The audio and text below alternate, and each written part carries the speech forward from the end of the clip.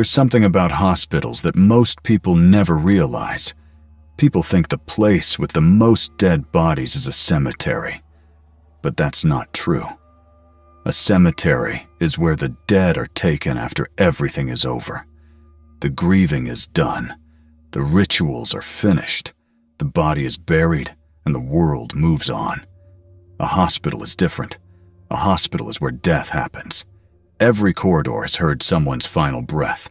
Every room has watched a life fade away. Machines stop. Doors close. Families cry. And then the body is taken somewhere else, as if the building itself had nothing to do with it. But buildings remember, especially hospitals. And some hospitals remember too much. Before I start telling you what happened to me, let me say something quickly. If you enjoy realistic horror stories, psychological encounters, and paranormal experiences like this one, make sure you subscribe to the channel, hit the like button, and share this video with someone who loves dark stories. And while you're listening, tell me in the comments what city and country you're watching from, and what time it is there. Because sometimes the place you're listening from might matter more than you think. Now let me tell you about the hospital where everything began. My name is Dr. Alaric Vance. I'm a trauma physician. 3 years ago, I accepted a position at a hospital in a remote part of the United States. The town was small, surrounded by forests, with long highways that stretched endlessly through dark pine valleys. The hospital was called Blackridge Memorial Medical Center. From the outside, it looked like any other American hospital. Tall concrete structure, glass entrance doors, bright emergency lights glowing through the night. But locals in that town had a strange way of talking about it. Whenever someone mentioned the hospital, people would pause for a second, like they were deciding how much they should say. Then they would change the subject.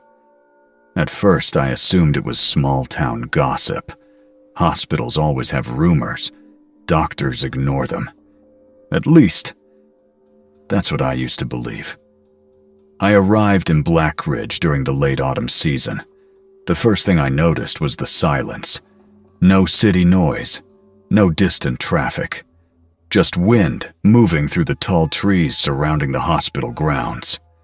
Blackridge Memorial had 6 floors, emergency rooms on the first level, intensive care on the second, surgery and recovery wards on the 3rd and 4th, administration offices on the 5th, and then there was the 6th floor. When I first joined the staff, I assumed it was another patient ward. But I noticed something strange almost immediately. The elevator panel had a button labeled 6, but it looked worn out, scratched, and rarely used. One evening during my first week, I casually asked a nurse about it. Her name was Marlo Keats. She had worked at Blackridge longer than almost anyone else. "Hey," I said while reviewing charts at the station. "What's on the 6th floor?" She froze for a moment. Not dramatically. Just a small pause. Then she answered without looking at me. "Storage." "Storage for what?" "Old equipment." I shrugged. Hospitals store things everywhere. But over the next few days, I noticed something else. Whenever someone mentioned level 6, conversations ended quickly. Nurses would change topics. Doctors would walk away. Even the hospital director once cut off a discussion when a technician asked about repairing lights up there. That was the first time I realized something about this place wasn't normal.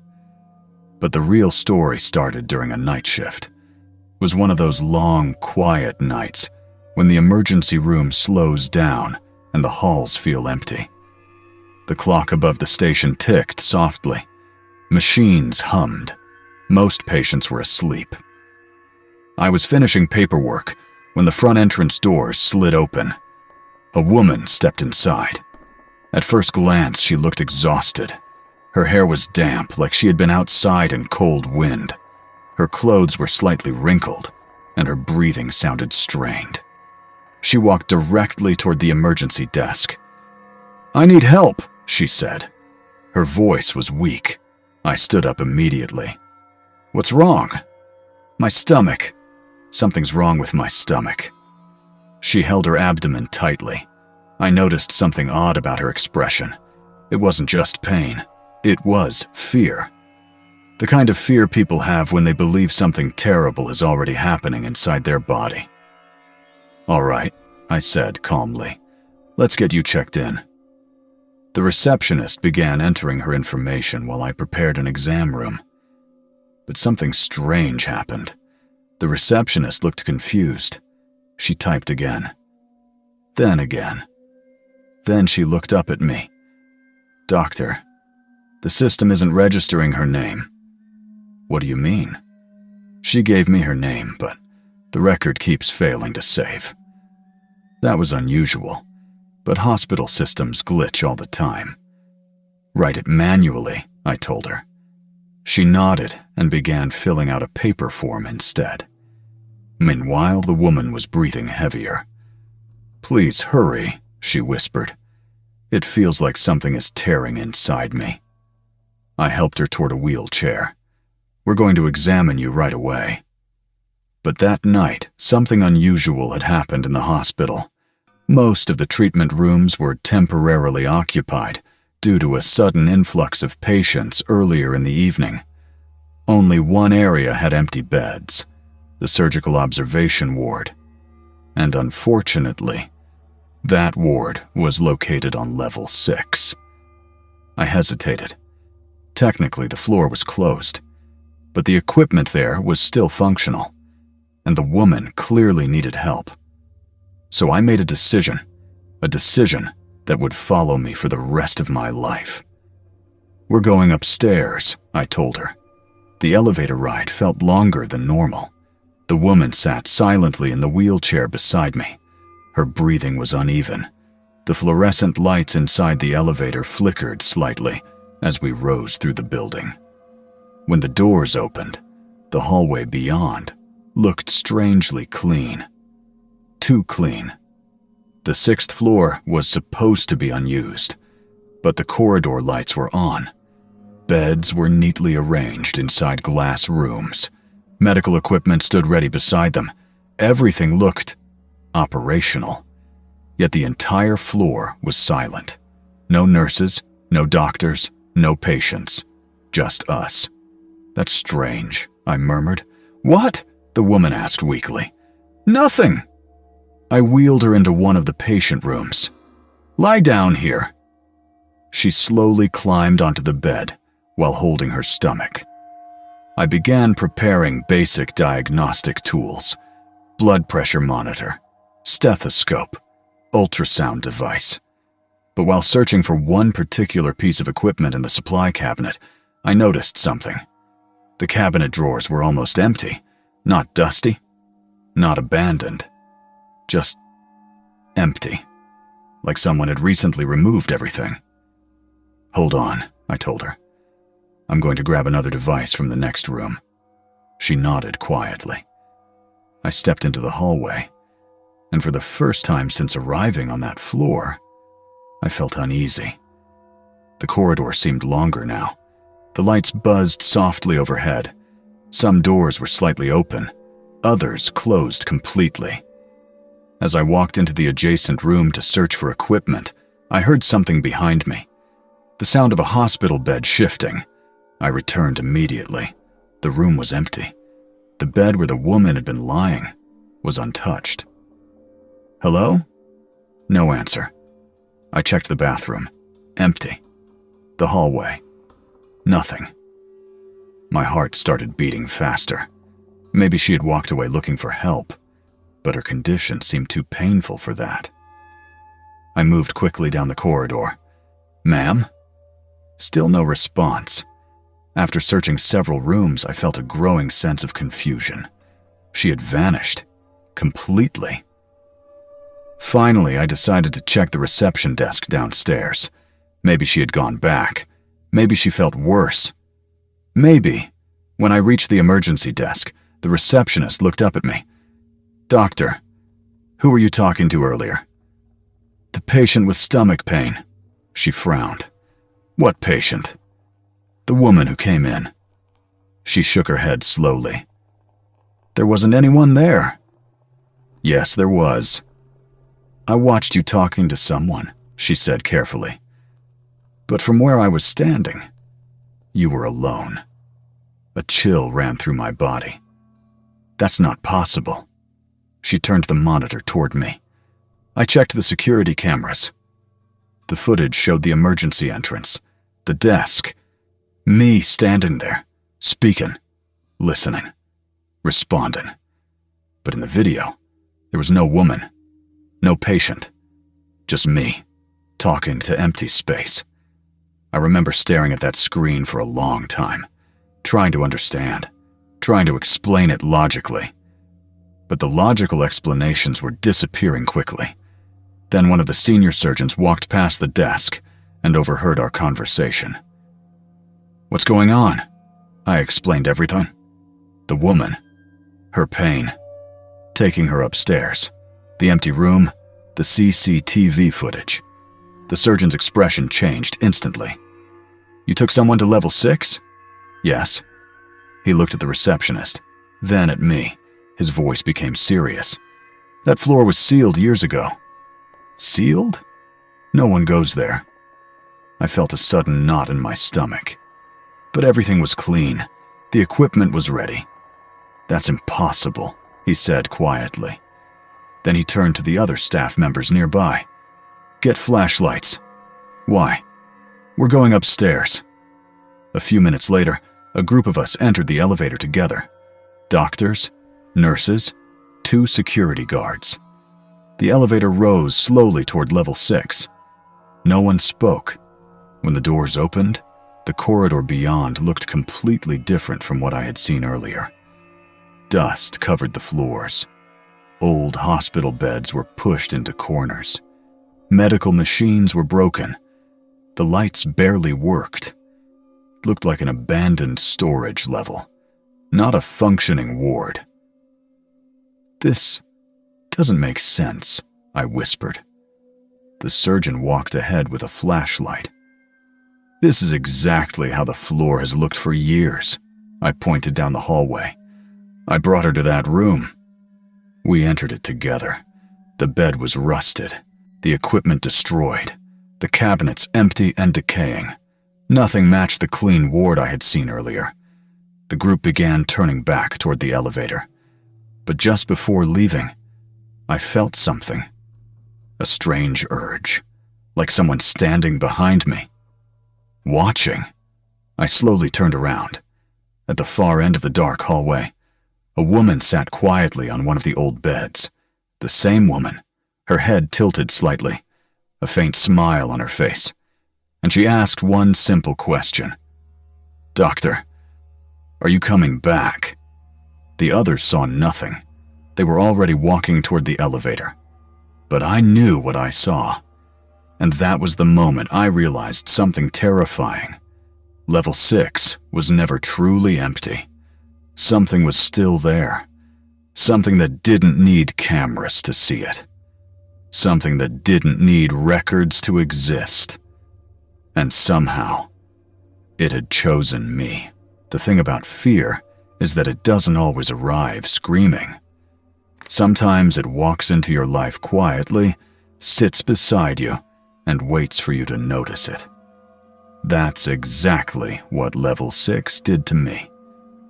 Because the worst part of that night wasn't the woman I saw sitting on the bed. It was the fact that no one else saw her. When the elevator doors opened behind us, the other doctors were already stepping inside. "Come on, Alaric," one of them called. I didn't move.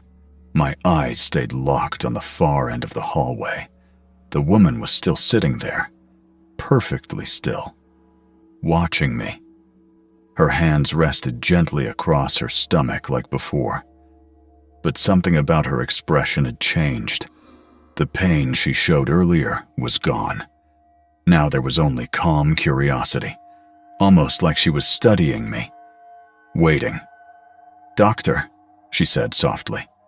Her voice echoed faintly through the empty corridor. "Are you coming back?" My throat tightened. I wanted to answer, but at the same time I knew something deep inside me was screaming, "Don't speak." "Alaric!" The surgeon's voice snapped me out of it. I turned around. "What are you doing?" he asked. "Nothing," I said quickly. But when I looked back down the hallway again, the bed was empty. The woman was gone. Just like before. The elevator ride down felt suffocating. No one spoke for several seconds. Finally, the surgeon, Dr. Corvin Hale, broke the silence. "You said the ward looked operational when you came up here earlier?" "Yes." "Clean beds?" "Yes." "Working equipment?" "Yes." He exhaled slowly. "That's impossible. Then how do you explain what I saw?" He didn't answer immediately. Instead, he rubbed his temple like he was thinking about something he didn't want to remember. Finally, he said something strange. "You're new here, Alaric." "Yeah." "There are some things about this hospital that aren't in the employee handbook." I frowned. "What does that mean?" The elevator doors opened onto the emergency floor. Bright lights. Normal sounds. People moving around again. But the tension followed us out. Dr. Hale pulled me aside. "Come to my office." His office was on the 5th floor, the administrative level. Compared to the hospital floors, it was quiet and almost peaceful. He closed the door behind us and sat down at his desk. For a moment, he just stared at me. Then he asked something unexpected. "When that woman came in, did she give you a name?" "Yes." "What was it?" "Lenora." He froze, not dramatically, just a small pause. But it was enough for me to notice. "Why?" I asked. He leaned back slowly in his chair. "Because that name sounds familiar." "How familiar?" "Too familiar." He opened a drawer and pulled out a thin file. Old paper. Faded ink. The hospital logo looked outdated. "This isn't part of our digital system anymore," he said. "Then what is it?" "A record from 20 years ago." He opened the folder. Inside were several documents. Patient admission forms, incident reports, surgical records. But the name printed across the top of one page made my chest tighten. "Lenora Vale." My voice felt dry. "That's her." Dr. Hale stared at me carefully. "You're sure?" "I remember the name clearly." He slid the paper toward me. The admission report described a woman who had arrived at the hospital complaining of severe abdominal pain. She had been taken to Level 6, back when Level 6 was still active. "What happened to her?" I asked. Dr. Hale didn't answer immediately. Instead, he flipped to another document. A death certificate. Cause of death. Internal hemorrhage during emergency surgery. My stomach sank. "She died?" "Yes." "But you said this was 20 years ago." "Correct." I looked back at the patient form, the handwriting, the date. Everything was real. But something didn't add up. "She told me she had no one with her," I said slowly. Dr. Hale nodded. "That part is accurate." "What do you mean?" "Lenora Vale came to this hospital alone. And she never left." The story that followed felt like something from a nightmare. According to Dr. Hale, Level 6 used to be one of the busiest surgical wards in the hospital. Complex operations were performed there. Trauma cases, high-risk patients. For years, everything ran normally. Then the deaths began. At first, it was just bad luck. Patients with severe conditions dying during surgery. But over time, the pattern became impossible to ignore. Healthy patients began deteriorating rapidly after being moved to Level 6. Some reported hearing voices. Others claimed someone was standing near their beds while they slept. Then came the strangest part. Several patients described seeing a woman walking the halls, a woman holding her stomach, looking for help. They would say she was asking doctors to treat her. But whenever staff investigated, there was no one there. I felt chills crawling up my arms. That sounds exactly like what happened tonight. Dr. Hale nodded grimly. Eventually, the deaths escalated. How many? He hesitated. 32. I swallowed hard. All on that floor? Yes. What did the hospital do? They shut the ward down. The room fell silent. Why didn't anyone tell me about this? I asked. Because stories spread fast in hospitals, he replied, and panic spreads faster. So you just ignore it? No, he said quietly. We avoid it. Over the next few days, I tried convincing myself that what I saw was stress, hallucination, sleep deprivation. Doctors work insane hours.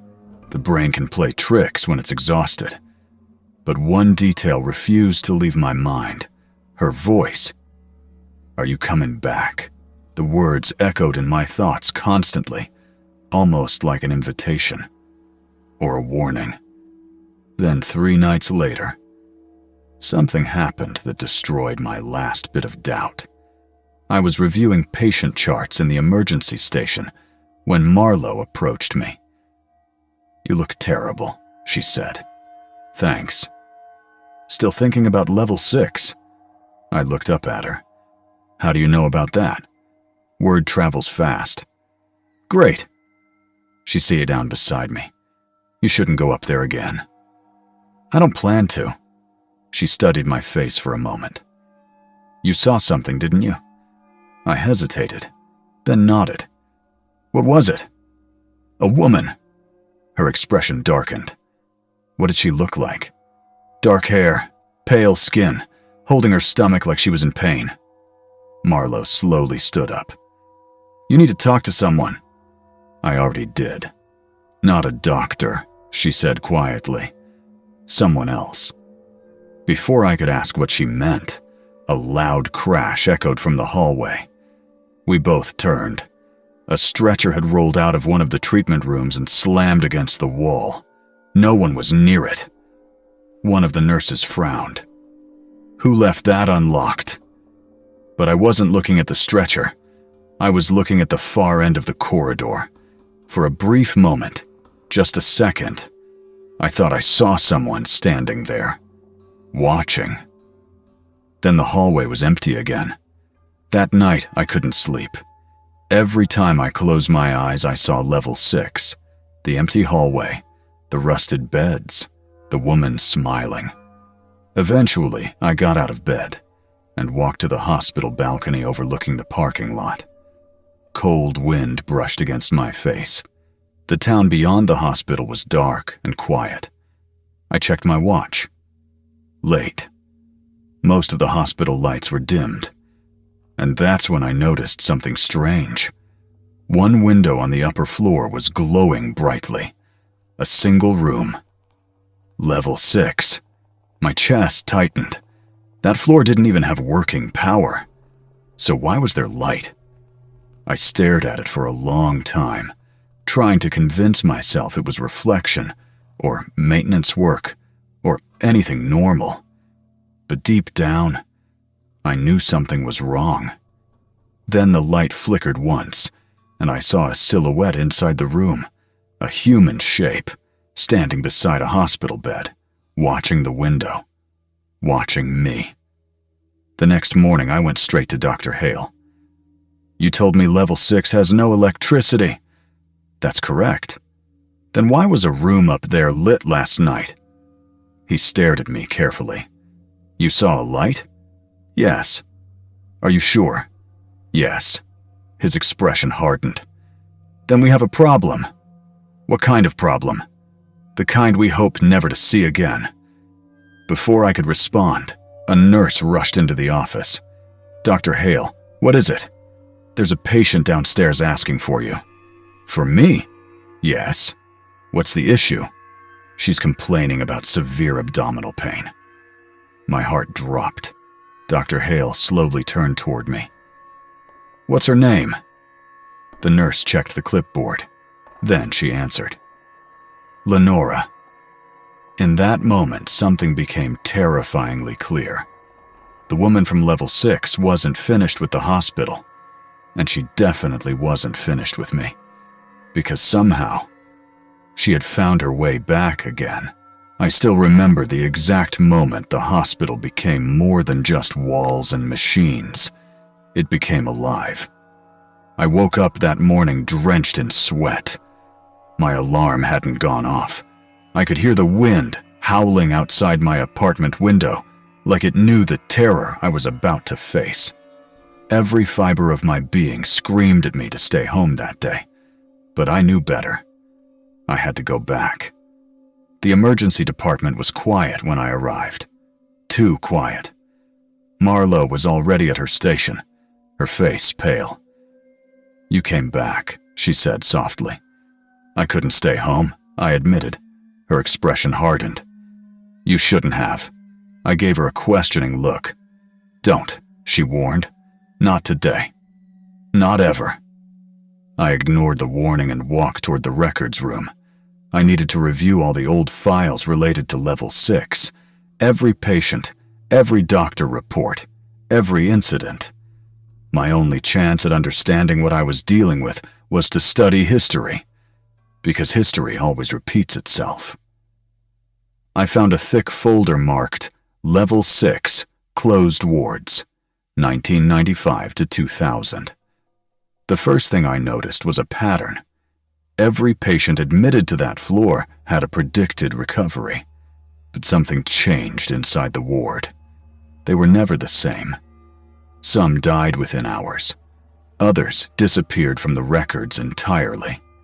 And every single one of them mentioned a woman. Her name was always the same. Lenora Vale.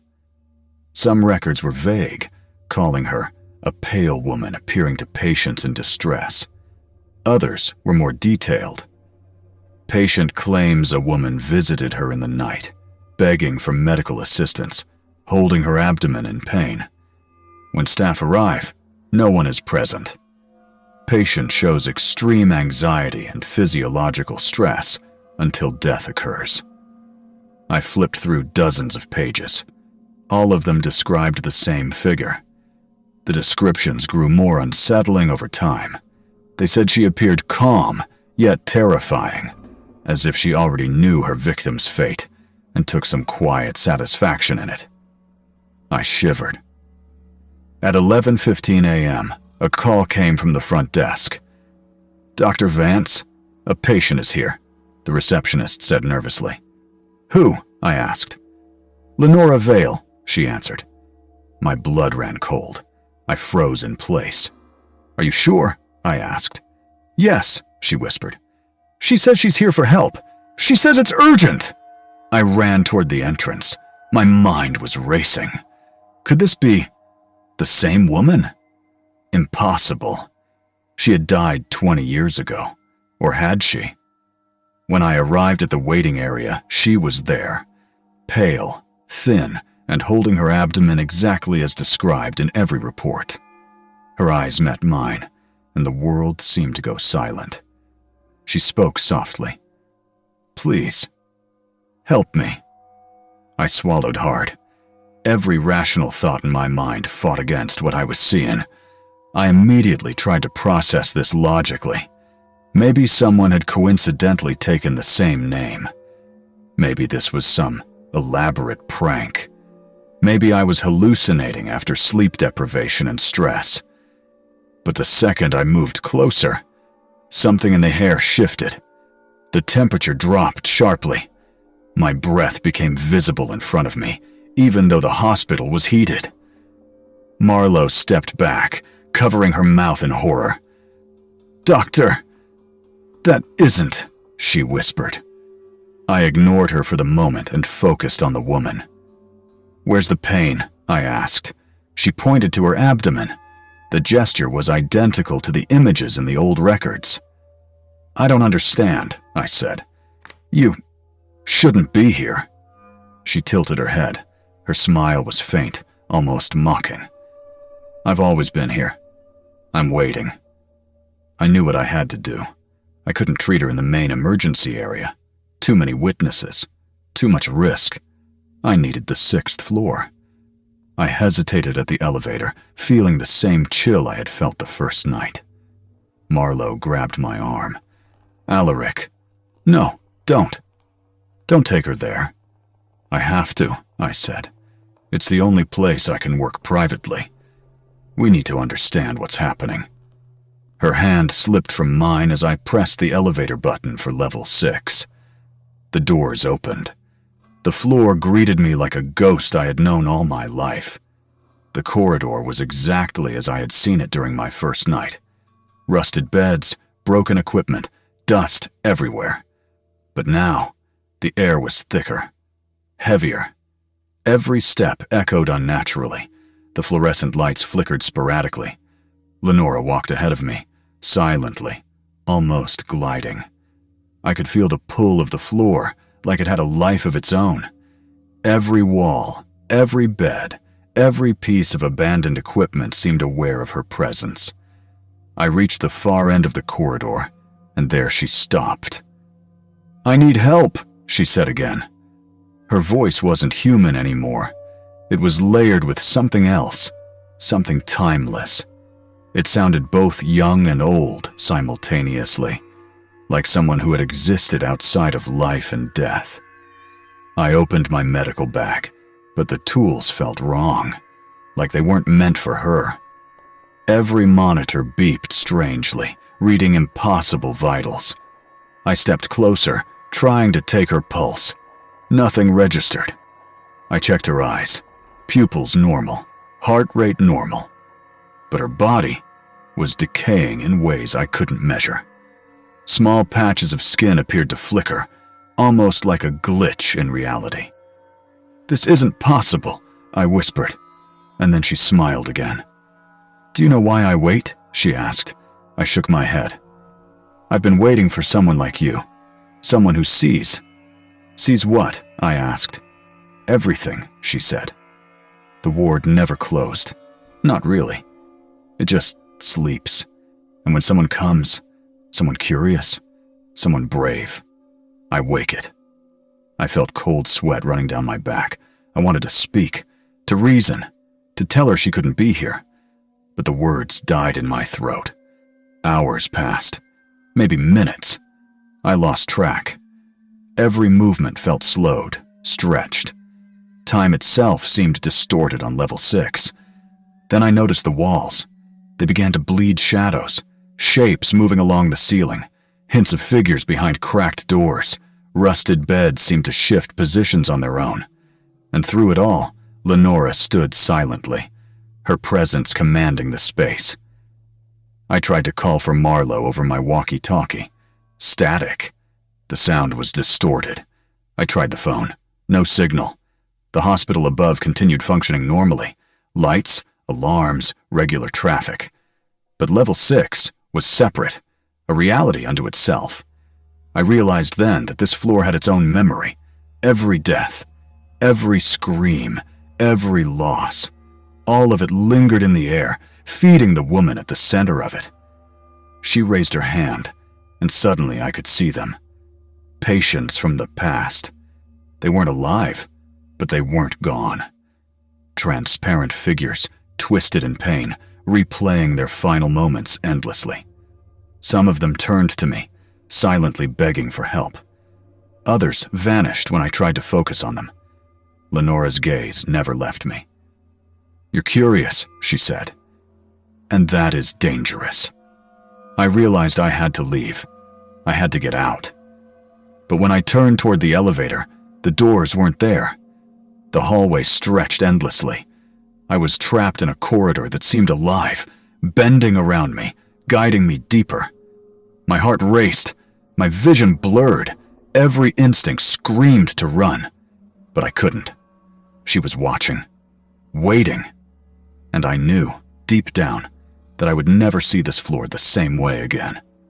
Somewhere in that corridor, reality itself felt fractured. I stumbled into a room that wasn't there before. A room filled with old patient charts, yellowed papers floating in midair, scribbles I couldn't read. A single monitor blinked. On the screen, my own face, recording me, watching me, every expression, every fear. Lenora stepped forward. Her presence alone seemed to make the shadows bend toward her. "You'll remember this," she whispered. "Every time you try to leave, I will be here," I screamed. And then, silence. The days that followed level 6 were some of the worst of my life. I tried to return to normal hospital duties, to ground myself in the humdrum routine of checkups, charts, and medications. But nothing was normal anymore. Even in the brightest, most sterile wings of the hospital, I felt the pull of that floor. It was as if level 6 had imprinted itself on my brain. Every shadow became a hallway. Every faint noise became footsteps echoing toward me. I didn't speak to anyone outside the staff about what I had seen. They would never understand. And even within the staff, only a few whispered about the old stories. Stories that most considered urban legend. But I knew the truth. I had seen her. I had felt the weight of the floor itself, alive and aware, and I had touched the past that refused to die. It was 3 nights later that I felt the pull again. Not through sound, not through light, but in the back of my mind. A whisper I couldn't ignore. "You belong here." The words weren't spoken aloud. I didn't hear them. I felt them, like cold water trickling down my spine. I tried to ignore it, tried to sleep, tried to convince myself I was overworked and hallucinating. Nothing worked. By 2:30 a.m., I was dressed and walking toward the hospital, drawn by a force I couldn't rationalize. The city streets were silent. Street lights flickered. The wind carried the faint smell of antiseptic and decay, though there was no hospital nearby. I reached the main doors. They opened automatically, as if expecting me. The lobby was empty, quiet, and cold. The lights were dimmed, but a faint hum of machinery still vibrated through the floor. A normal night. No, not tonight. Something was awake. The elevator doors opened silently. I didn't press a button. Somehow, I knew. Level 6. The hallway stretched farther than I remembered. Every step echoed unnaturally, as if I were walking on water.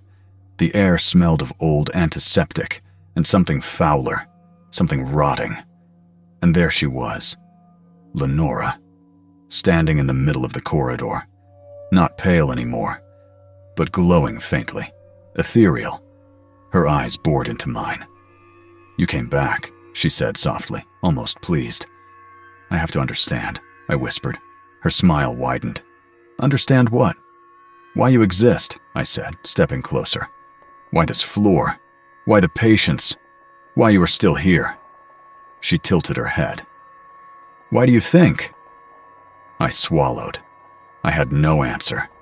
No words could explain this. Then she raised her hand, and the floor shifted beneath me. The walls bent, stretching the corridor impossibly long. Beds appeared where none existed.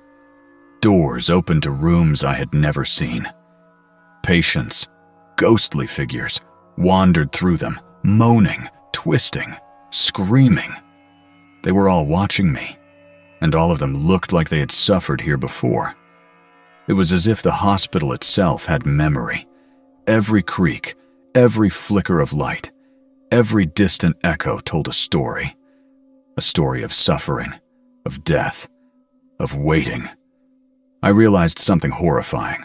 Level 6 never truly closed. It slept, yes, but it remembered every trauma, every pain, every life that had passed through it. And Lenora, she wasn't the only one.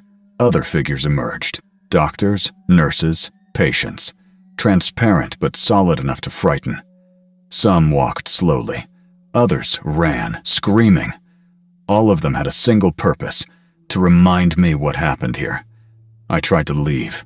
I ran. But the hallway never ended. Every turn brought me back to the same point. Lenora, smiling faintly, waiting. "You can't escape," she said. "Not while you see." "What do you want from me?" I shouted. "To know," she replied. "To witness, to remember, and to share. Only then will the floor rest again." Suddenly the room shifted. The walls dissolved into darkness.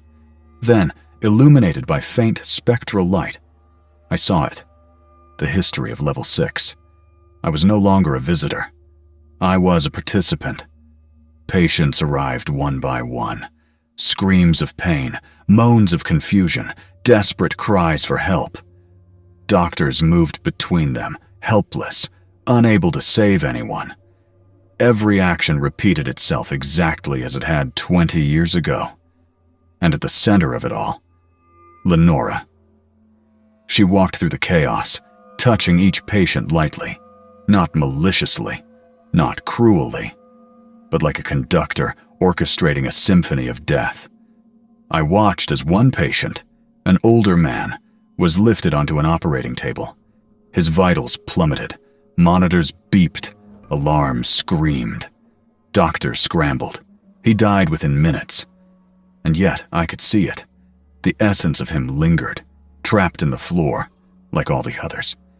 Every life lost on Level 6 was still alive here, in some form, all waiting, all trapped. I stumbled backward. I couldn't breathe. My mind was screaming. "You need to leave," I said. "This isn't real. I can't be here. You can't make me stay." Lenora tilted her head. "You've seen what you needed to see. You know the truth now. And with knowledge comes responsibility." "What responsibility?" "To remember, to warn, to never enter again, or to bring others here." I shook my head violently. "I'll never come back. I swear." "Swear," she whispered. Her voice echoed like the wind in a canyon. "Swearing means nothing. Witnessing means everything." The floor pulsed beneath me. The walls shook. Patients' faces appeared in the walls themselves, moaning, pleading. My vision blurred. Then I felt a hand on my shoulder. It wasn't cold. It wasn't warm. Just presence. "Do not fear," Lenora said. "Fear is a choice.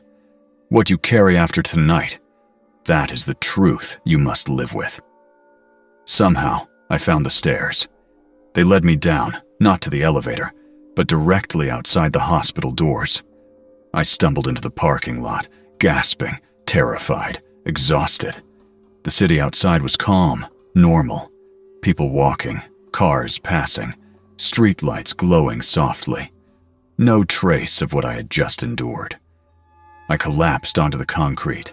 I felt the night wind, smelled the crisp air, and for the first time since arriving at the hospital that night, I felt safe. But I knew it wasn't over.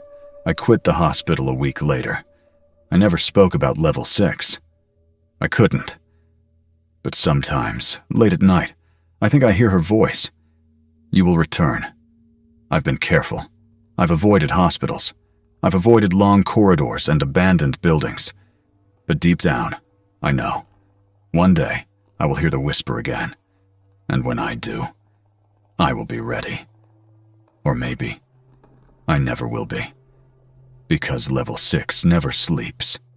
It waits. And Lenora, she is always watching.